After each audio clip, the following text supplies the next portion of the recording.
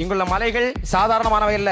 இங்கிருந்து வரக்கூடிய தென்மேற்கு பருவக்காற்று, வடகிழக்கு பருவக்காற்று, 2 பருவக்காற்றையும் தடுக்கக்கூடியது இந்த மலைகள். அதை சுற்றி இருக்கக்கூடிய பசுஞ்சோலை காடுகள் அந்த மலை மேகங்களை ஈர்க்கும். இது 2 நடந்தாதான் மழை பெய்யும். எத்தனையோ தேசிய கட்சிகள், திராவிட கட்சிகள் இந்த மண்ணில் உலவி கொண்டிருக்கிறதில் ஒரே ஒரு கட்சியின் தலைவன் மட்டும்தான் 4வது முறையாக இந்த மலைகளை பாதுகாக்க இந்த நிலத்தில் களங்கண்டிருக்கிறான். அவன் தான் என் அண்ணன் சீமான்.